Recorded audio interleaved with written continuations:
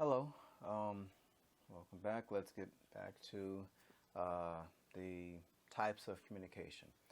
So the types we're going to go over are intrapersonal, interpersonal, small group, public speaking, mass communication. And instead of going through each one of those, generally a general breakdown right now, let's just get into them. So for intrapersonal communication, that's when you are talking to yourself or thinking to yourself, like, maybe I should go to this place and buy a burger. Maybe not. I don't know. I already had something from that last week. That type of stuff. Interpersonal communication is one person talking to another person. So if you're talking to your boss, you're talking to one family member, you and one other person, that's the key thing. Intra is just you talking to yourself. Inter is you talking to somebody else. Okay? Now, for small group communication, that's 3 to 12 people. So, I don't know, say you're talking to a study group or maybe addressing your family. That would still be, that still be small group communication. Now, public speaking, that's something like talking to a large group of people. So maybe graduation speech, wedding toast.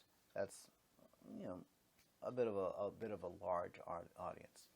Now, mass communication, that's when you're talking to hundreds, thousands of people, and it's with the use of print or electronic media. So, whether you're reading something on an online publication, hearing on the radio,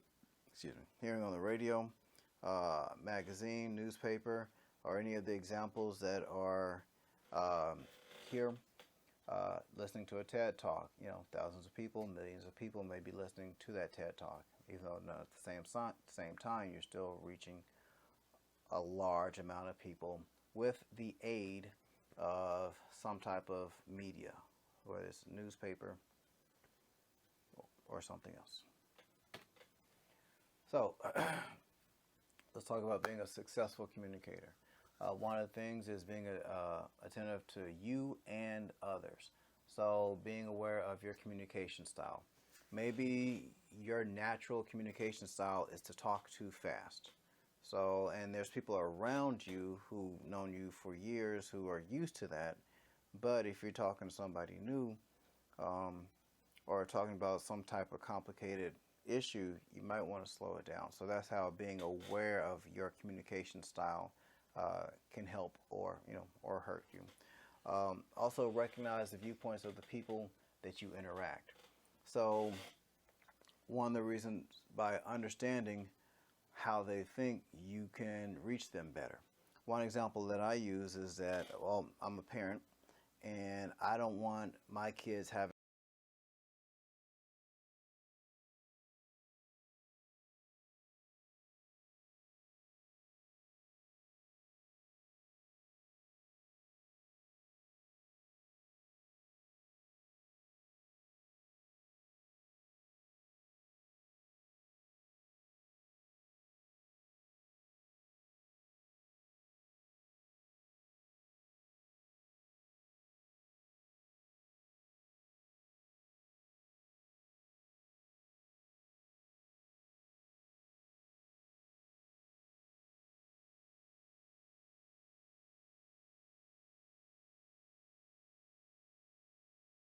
you decide, oh, maybe I'll go by this place before I go back home.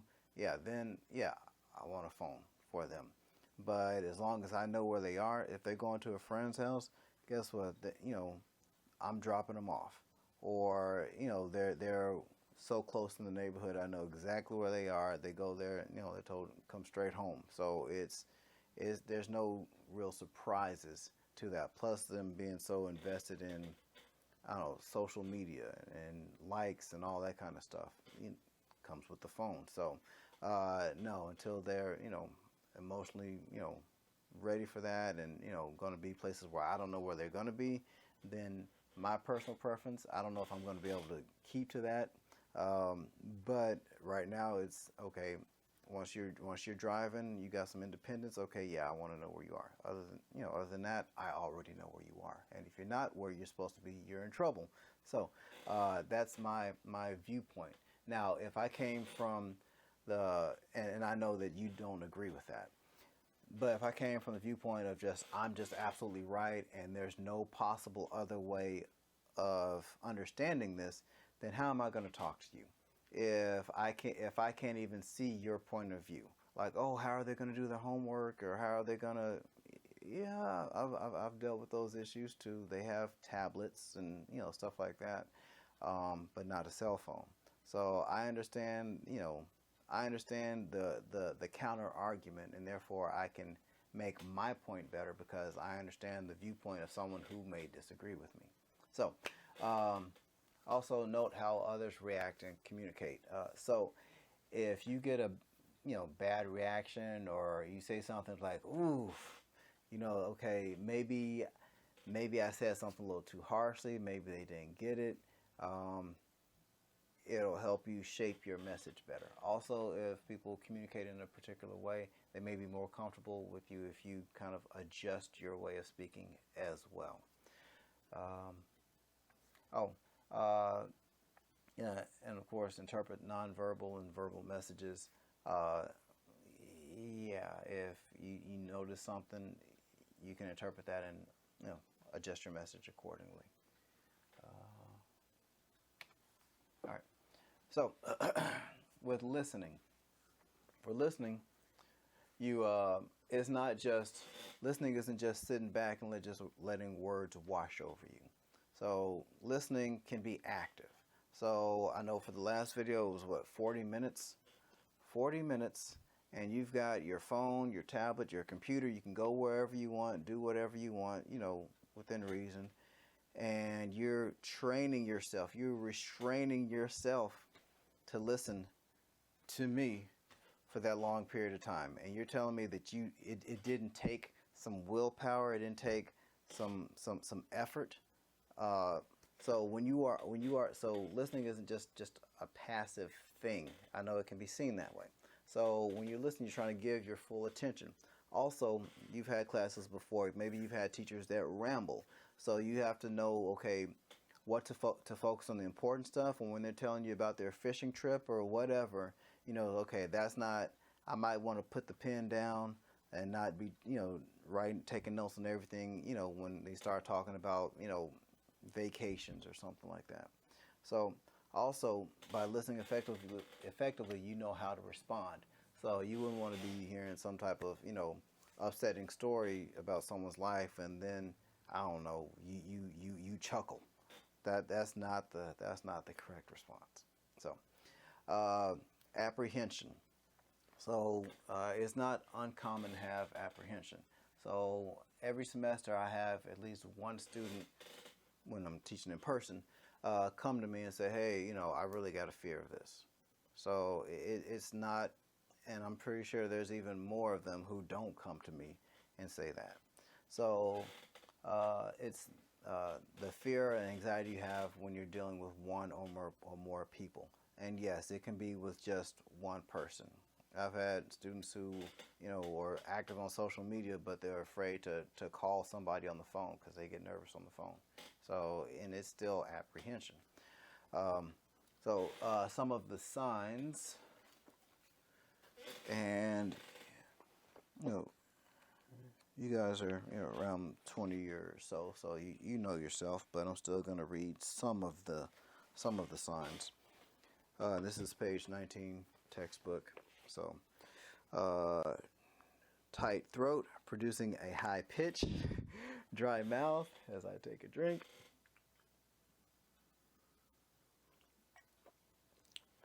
It's hot. So, trembling hands, lips or legs, nausea, sweating, paleness, red patches, cold, clammy or sweaty hands. I've had that. Fast pulse, breathing rate, avoiding eye contact, vocal pauses, using things in fillers such as like, and there's a few more. So those are some of the signs that you may be experiencing some apprehension or anxiety that's related to communicating. So some techniques for controlling your anxiety. Putting yourself in situations where you have to communicate. Prepare for the things that are going to trouble you the most. So sometimes maybe if you're having a serious conversation, maybe you want to, sometimes I do bullet points of what I'm going to say just so I don't ramble. Make a list of why you're fearful. Maybe you'll find out that some of these things are, not worth being fearful about. Let's see. Yeah, asking people to listen to you and give you advice, that's good as well. So, and let's see. Yeah, and there's more. Also, practice whatever you're going to say or do is very valuable. So, green words. Once again, this isn't in the textbook. So, just for those of you who may not have watched the first video, when you see stuff in green letters in the PowerPoints, that means I got it from a different textbook that I've used in the past to teach oral comm, and some of the stuff I feel is worthwhile, so I carry it over. So, butterflies. Everyone has some level of butterflies or has experienced some level of butterflies, so you're not weird if you do. Practice in front of real people. So also, if you can videotape yourself, that helps as well. So that way you actually know the faces that you make when you speak. So, like, okay, maybe I don't want to do that anymore. So, or maybe, I know one bad habit I used to have a long time ago was my eyebrows would just be up like this. And this is how I would speak sometimes, just keeping it up there. And then at the end of the day, I'm wondering why does my forehead hurt? And once I see that, you can correct it. So also remember that your audience wants you to succeed. So they don't want to just sit down and it's like, all right, let's be bored. It's more like, oh, I hope they have something good to say. So being prepared, rehearsing. Believing that you are, familiar with whatever slides or whatever visual aid you're going to use, that helps create that comfort and that confidence. Your uniqueness and imperfections. If you know that you have a unique way, or you know that maybe you just like to have a lot of visual aids and, sparkles, then given the presentation or whatever that you're doing, you can lean into that. So say you know that you are, a silly person. Well, maybe you can use that to help maybe break down some type of barrier. Maybe you can use humor and some type of icebreaker before you get to whatever point it is that you're trying to make. So also apologizing. So if you make a mistake, you don't have to go, oh, I'm so sorry, and then tell life story about, oh, I woke up late today because of such and such, and that's why I got this note out of place. And you don't need to say all that. You just, take care of your problem. Say whatever it is that you meant to say, and then keep going. So, understanding the role of vocal and physical elements as I shift my weight in my chair. When you're talking to people, you don't want to read. I can tell 10 times out of 10 times when someone is giving a speech for my class and they're reading. So their voice goes down. I mean, right now I have a microphone clipped here, but if I didn't and the audio was there, their voice goes down. You can kind of hear them trail off a little bit. And okay, if you're looking down for more than a second, then I know that you're not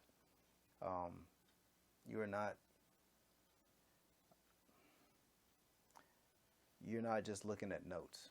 You're actually reading. So, and there's a certain dryness that just happens. So you can automatically just, people start paying less attention. So, not to mention eye contact and all that other stuff. So, anyway, also project to the person in the back. So, what that means is, and I can't do it on camera because microphone right here, but say if I were in a classroom, I'm not speaking to the person who's just 5 feet in front of me in the classroom. I'm speaking to the person all the way in the back. So I have to talk to make sure that I have their attention as well as the person who's right in front of me. So that way, we don't want the person in the back not being able to hear me, to feel that they're being excluded from whatever is being said. So, also natural enthusiasm. So what does that mean? It means find something that you're excited about the easiest way I can explain it, or one way technique of doing this, is finding something that you're excited about within that speech or within that situation, and kind of feel that energy and let it carry over to whatever it is that you're doing. So say you're talking about a whole bunch of scientific stuff, right? And when I get to this photosynthesis stuff, I'm going to kill it. So oh man, this photosynthesis, y'all don't even know what's going on. Right now I'm talking about, I don't know what, some other scientific term, but you feel kind of bulbing up like, oh yeah, I'm doing good, but just wait till I get to this other part. So, or if you've ever, I don't know if you've ever played Uno, the game Uno, the card game, and you're about to go out and you're playing with one other person and you got a bunch of skips and reverse and draw twos and draw fours, and they just got to do one more turn, and then you're going to hit them with the skip, you reverse, you draw two, Uno, I'm out. And so you're not feeling good, right as you say Uno and put the card down. No, you're not even saying it before you start that turn. You know that when it's like, okay, I just got to play one more card and I'm about to go out. So you already have that enthusiasm. So you're playing with that enthusiasm even though you're not even, doing that final card sequence. So anyway, the natural enthusiasm, just, you kind of find ways of cultivating it. So, and especially if there's something that you're excited about, then, kind of mentally dwell on that and let it carry over into other parts of what you're doing. So, being a successful communicator. So,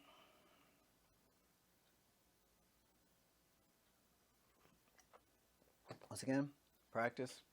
So it identifies problems. So when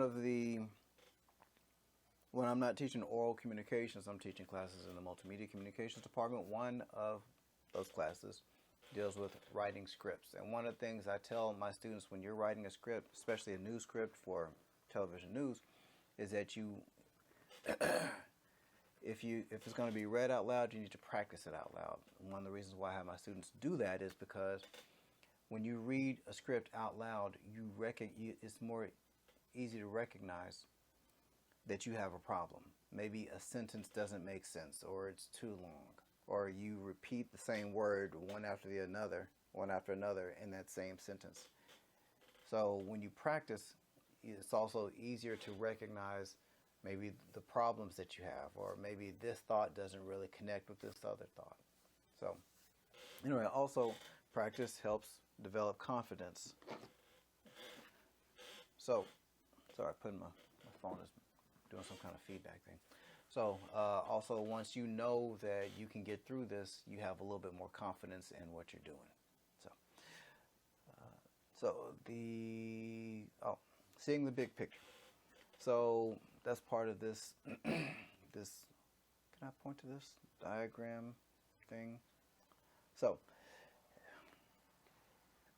one is understanding communication, how you perceive yourself and how you perceive others. So, and that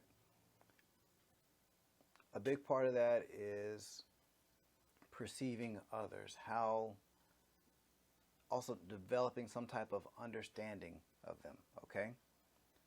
Now, on the shape messages part. So once you have an understanding of maybe who you are addressing, or maybe the best way that you communicate, you shape your message within the confines of that. So you have, this group that likes, very short sentences. So you may have your message consist of short sentences. So it just basically adapting that message for your audience and maybe for your style, or how people see you. Now, with the connecting with others, so what that is once you understand who you're talking to, once you're able to create a message that is specifically tailored for them, then you're able to make those connections. So that's what it means by, so if you're trying to say connect or bond with somebody and you don't know a thing about them, and maybe you're communicating in a way that they don't understand, how are you going to make a connection with them? So being an ethical communicator. So let's talk about self-monitoring. Being aware of, self-awareness is important. Also being aware of what you're saying, maybe how you're saying it. Maybe you can say something to one particular person, but you say that same phrase to someone else and they take it differently. So, I don't know, say if you use a phrase like, in these days after, like, say, I don't know, the Me Too movement or something, you maybe can't say to somebody, oh, can't you take a joke? Oof, I don't know, that even if you didn't hear the previous statement, you hear somebody saying, can't you take a joke? It's like, ooh, what did they do to get, they getting sued for something. So it's just being aware of, maybe who you are, the situation. Impressions or assumptions that you give off. Now, with the impressions or assumptions that you give off, what that means is, say there's somebody you don't like, okay, and I'm guilty of this myself. There's somebody I don't like, and I'm married, got kids, and I'm talking to my wife about this person. And I don't want my kids to already have a bias about someone that they may never meet or that they barely know. So if you're talking about somebody and you think that they're just no good, rotten, whatever, you may say that good for nothing Tony. Tony's up to his old tricks again, like he always is, always lying, always trying to get over people. You don't even have to say it that blatantly. You can say, oh, Tony has a plan. Oh, Tony will save us. That you're already giving off the assumption that you don't like this particular thing. So if you're maybe, I don't know, have ever participated in the whole Android versus iPhone debate, even if someone doesn't say I don't like iPhone, or some iPhone person, I don't like Android, they'll talk about it like they're talking down to, like, oh, those Android users, they don't, I forget. Anyway, then they may use some iPhone term that Android doesn't have. But anyway, you give off the impression that they're so old, they're using such ancient technology, that you can kind of get that sense of that assumption that is being given off. Moving on. Being knowledgeable. So if you're going to be speaking to people, it's best that you actually know what you're talking about. So, and that doesn't mean just knowing one particular fact about one particular thing. So it's good to be a lifelong learner, meaning someone who's always willing to learn things, even if you're 60, 70, 80 years old, still being willing to learn how to use Zoom or YouTube, for example. So, and also you can being willing to learn from and help others. And finally, also learning from people that you don't like. Now, that doesn't mean that you go up to somebody that you don't like and be like, all right, teach me something. But there are situations where even if there's still a lesson that you can learn from people. It may not be the lesson that you intended to learn, but there's still something that you can learn from interactions with people, even ones that you don't like. You maybe have a better understanding of what they value or something. Being truthful, So a couple of ways of being truthful and things that you may not have considered. You don't want to twist information to your benefit. So if you have the results of, say, a study, and part of the study, gives the news that you want people to know, but it has this other little asterisk, well, this was only tested by 10 people, and most studies have a test sample pool of 100 people. then you can't just say, oh, it's all good. So you don't just give part of the information. Also, seeking correct information. So there may be untrustworthy sources out there. So if you know that you're going to a source, or maybe it's just a blog or something that that doesn't have any responsibility or credibility behind it, well then that may not be the source that you cite when you say, okay, this doesn't work because of such and such blog says so. That may not be the right thing for you in order to be truthful, unbiased, all that stuff. Being caring. And I know you're not going to get this unless you actually see the video, or read page 24. Give me a second.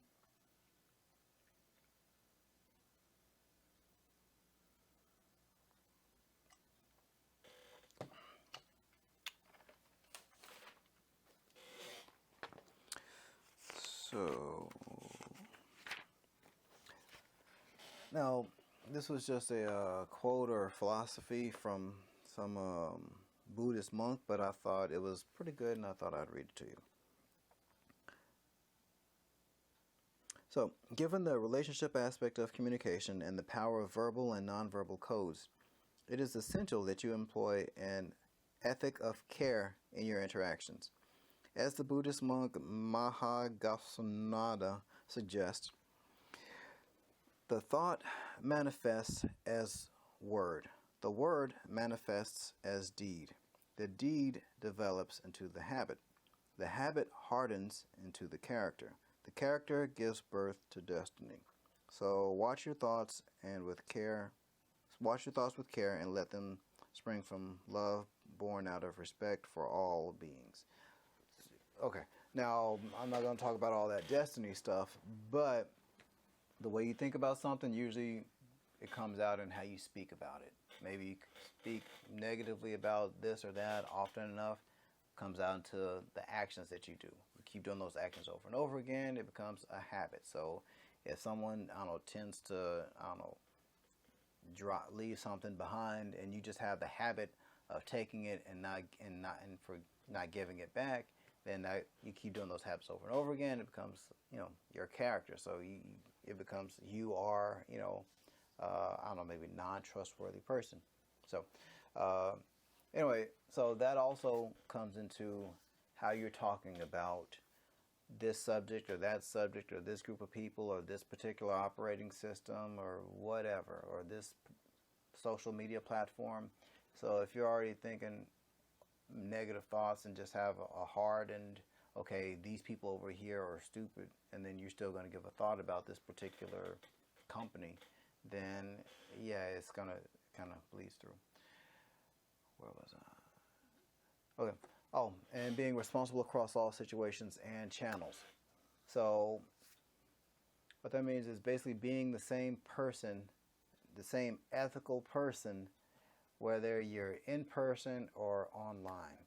Something I thought of about this was, regardless of what religion you may practice, there's not going to be too many churches or religious centers that say, okay, you be this way here and don't take this message of whatever it is that we teach and bring it out into the world. No, you just keep it here and you be somebody else out there. So you don't practice the stuff that we have here at church out there. That's usually not going to be the case. So you don't want to be, I know you've heard of things like, say, internet thugs. People who may be, mild-mannered and just likable or whatever in person, but they get on they get on Twitter or YouTube, and they're lying about stuff. They sound like a completely different person, and I'm not talking about catfishing, but yeah. So be responsible, be ethical, regardless. Don't think just because I'm online and I made up a name that I can just be, lie about whatever. So, and recognizing and embracing diversity, and I'm going to go into that more on the next slide, but just basically seeing the positives of someone not being exactly like you. So, so with the, excuse me, difference of diversity, recognizing that there is value in people who may not see things the way that you do, or practice things the way that you practice. They may, for example, patience. In page 27, I'm not going to read it, but you can read it. It talked about two sisters, and each one thought they were not patient compared to the other sister. So one sister likes to go fishing and spend hours out on the lake waiting for fish. Okay, and she thought she wasn't patient compared to her sister who does quilting and spending hours getting patches of cloth together and however long that takes. And vice versa. The one who did the quilting thought, oh, I couldn't possibly be out all day in the sun waiting for fish to nibble or whatever. So both of them had different manifestations or different types of patience, but didn't recognize, the value of their own patience. Did I say that right? They saw the patience in the other person, but didn't see the patience in themselves. So, and who knows, maybe it can work vice versa in some instances. Oh, and public advantages. This is one of the reasons why sometimes there's a push for diversity in the workplace, and not just like some quota thing, but because people who have come from different backgrounds may have different way of seeing a problem, or may have experience dealing with this particular issue, or may have knowledge about something that the rest of the people in that business, company, store, wherever, they don't know how to deal with it because they haven't. So, or sometimes maybe pitching an idea, okay, this is going to be important in a while, or this is a trend that's with, people 18 to 36 are really getting into this. We may want to, cover this particular story, or start bringing these type of products into our store, or whatever.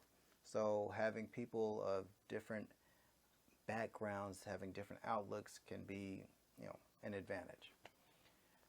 And with the recognizing cultural differences, I'm not going to go over all of these. This is in the textbook on page 28 and 29, and it talks about just a lot of different ways that a lot of cultures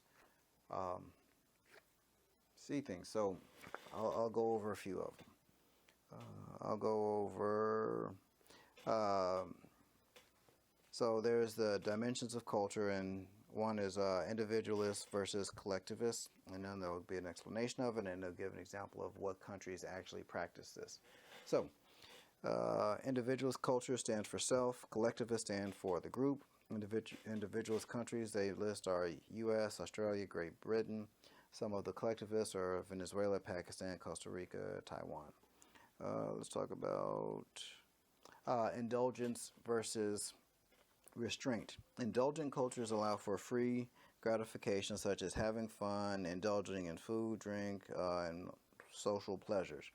So indulgent countries are seen listed were Colombia, El Salvador, Mexico, New Zealand.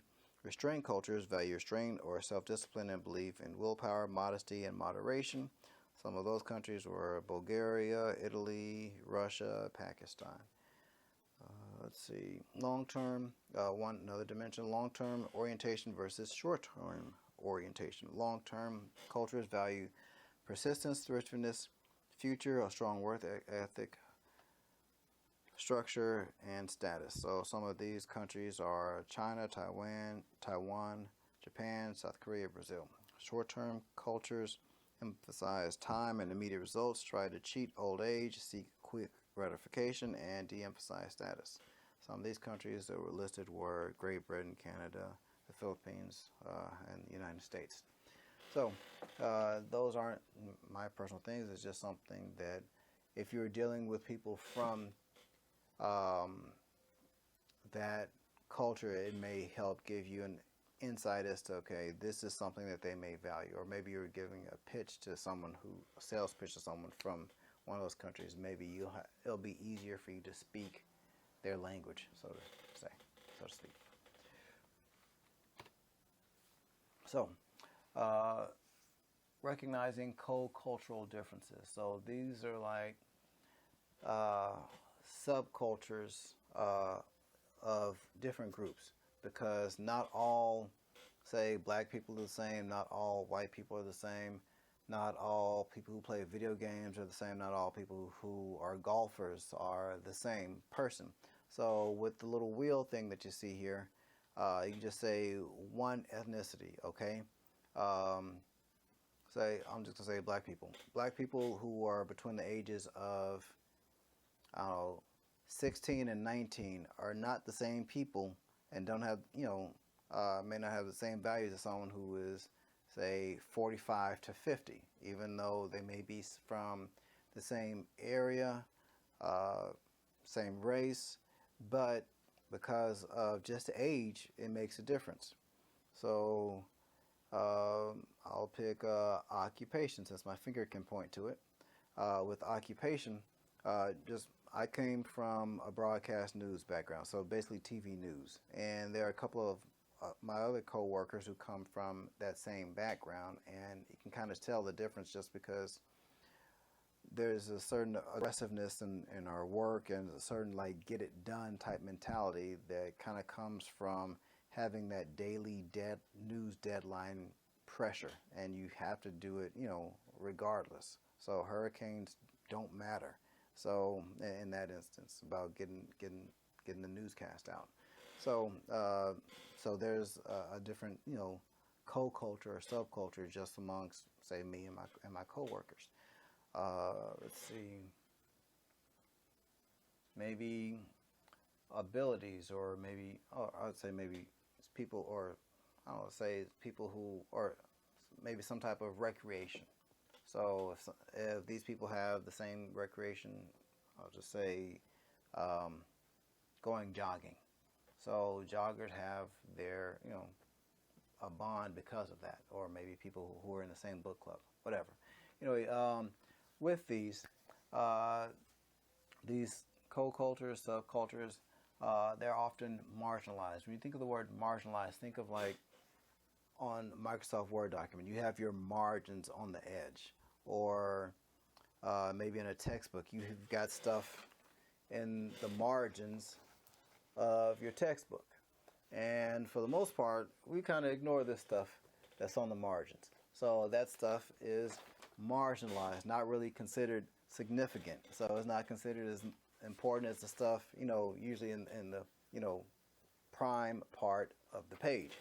So people from co-cultures often get ignored. So let's see, where was I? So yeah, I'm just trying to think. Yeah. So think of like a politician going on the show The Breakfast Club. Now they went to Breakfast Club because they think they can get a large group of a certain culture, but there's still a little subcultures of that they may not pay attention to. And of course, adapting to the people within that co-culture. So knowing what's important to them, because you can't treat every group and every subgroup the same. Now, next, let's talk about being aware of ethnocentrism. Ethnocentrism is it's assuming that because this person doesn't have the same background or the same upbringing that I have, that what they think is stupid, or thinking that it has no value. So if you're from a country that eats, I don't know, some type of animal that we don't eat in America, doesn't mean that they're bad people, or that it doesn't mean that they're a bad person because they eat something that either we choose not to eat or just haven't been exposed to. So, and I believe that is it for chapter 1, and I'll be trying to do these for all the other chapters that we go through this semester.